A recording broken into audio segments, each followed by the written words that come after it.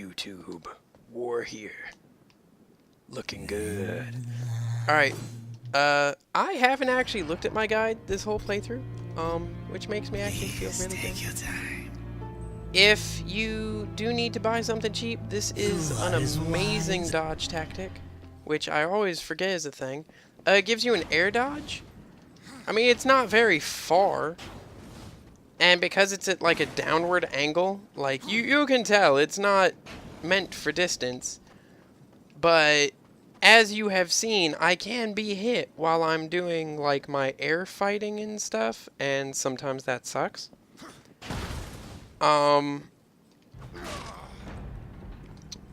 But if you see there's 3 or 4 guys in the area you're about to land in, and then you do this, it does put you just off center enough that you're not taking 50 hits. It's a sword. It's the pretty blue sword. It's shiny.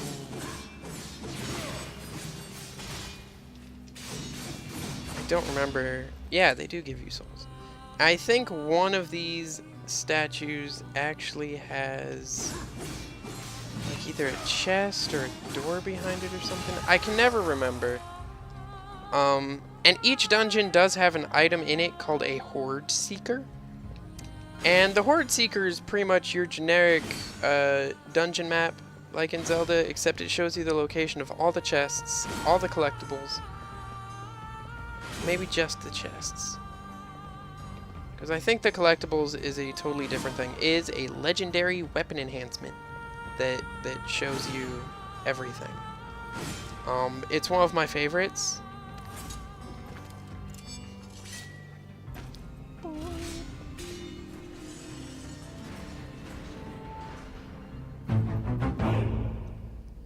Get used to loving that sound, because every time you solve a puzzle in a room, dun dun dun dun dun. Just that nice, solid, my angelic beast is wrecking face. Do it, buddy. You got it. Fight for your life, because you're a lava-covered island surrounded by bats. If you can't beat this one, you can't get out. I feel like a monster, though. But no, then you had the sequel for this game came out. And everybody was like, "Oh, I'm gonna be a war at the end of the game. I'm gonna do some stuff. It's gonna be crazy." Cause there's more than one event that happens at the end of the game, and you're like, "Okay, I want to see what happens next. Like, let's go." Is War still everybody's like worst person? Is he now everybody's best person? Like, what's going on? I want to know.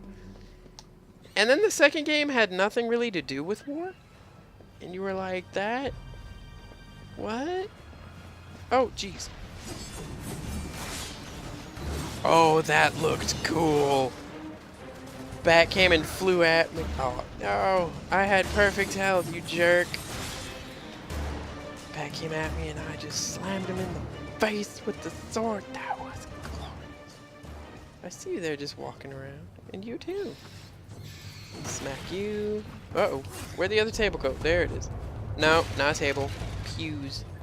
I know somebody's gonna crucify me in the comments if I don't get it right, so.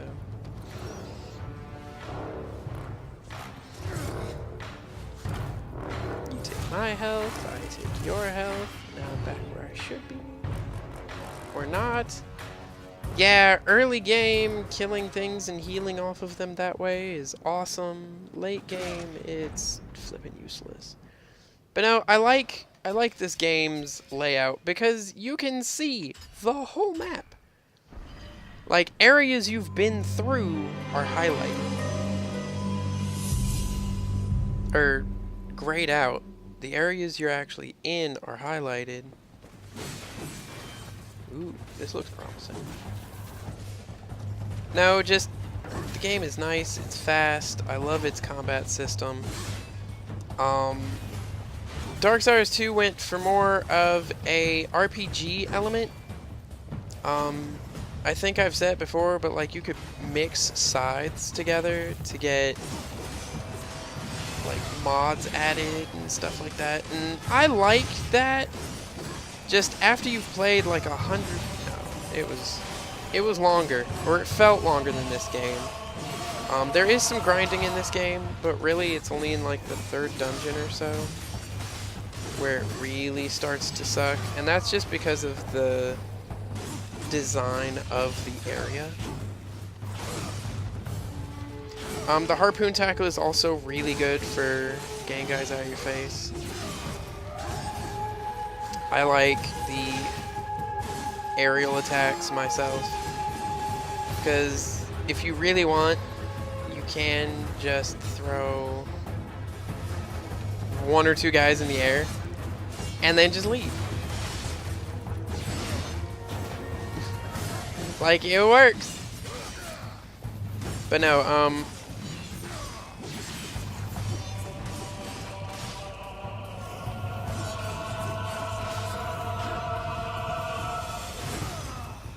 the only thing I don't like about the harpoon tackle is it's got that delay after you use it, where you just kind of leaves the sword sticking out, and in that second, you are completely defenseless. I think. Yeah, because I can't even dash back out. Because it's part of a dash action, there's a delay between dashes. But no, he gets, like, Darksiders 2 is still a really great game. Like, if you love the story and the world building, it's a pretty solid game. I think because this one does a better job of establishing all the guys involved before the game starts, you feel like war.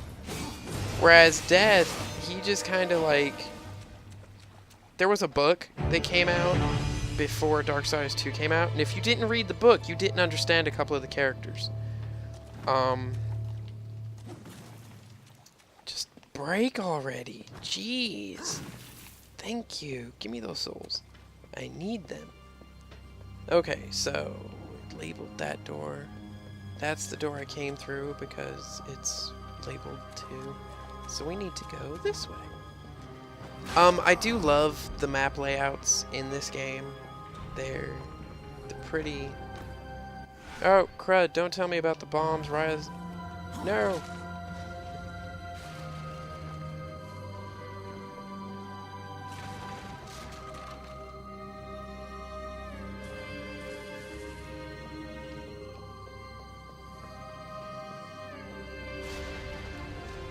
I do love that music, though.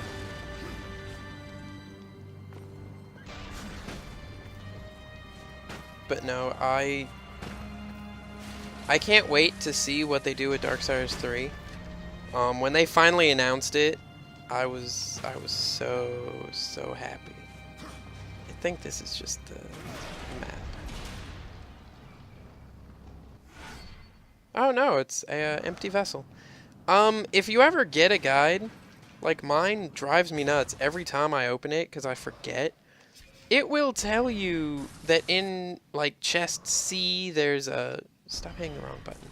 There's an empty vessel.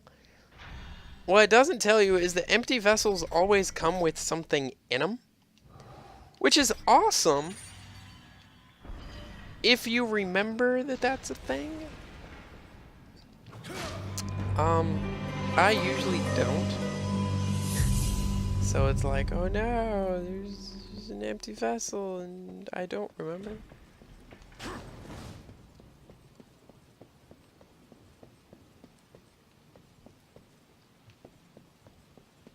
Well, crud, I screwed up. Whee! Now, there's a trick I learned on my most recent playthrough where you can grab one of those throwing spikes and throw it into that bomb there and be able to get over there a little early. The only thing that's there is you can see the chest, like right there, the top of the chest. And it's just the Horde Seeker, which makes it a little easier on you to see all the chests. But I completely forgot that was up there. And I'm just having fun. I know I'm droning on and on about, oh, you can do this and you can do that, and Just, oh, this game is so fun. And right now you can get Darksiders 1 and 2 in a bundle. But I still have my Darksiders 2 on the 360, and it's backwards compatible. Just my biggest issue with 2 was there's like a 50 floor arena thing where you really have to grind up to like the highest levels and get your weapons as good as they can get. Like, I had to go in there with like pretty much a vampiric build. Every time I hit or killed something, I got back pretty much all my HP, all my magic. And while that's all fun and dandy, it's not okay.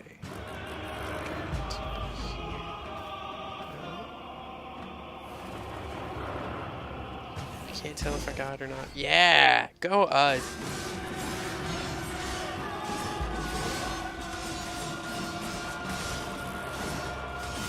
There's my special fancy technique.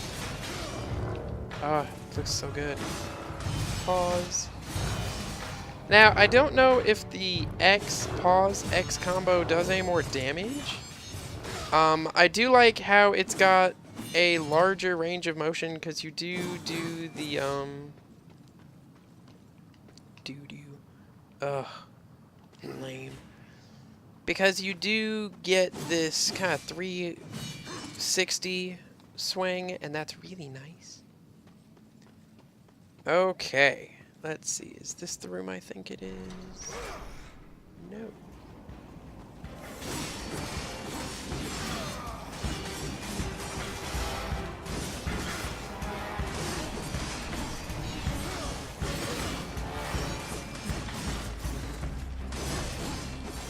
Let's see, I came down from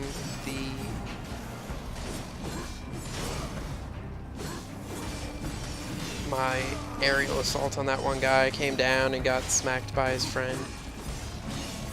Like, the air dodge just changes that just enough.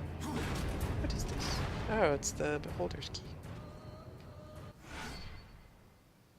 Eye of a Beholder. Now, if you're a D&D player, does that mean that... Oh, duh.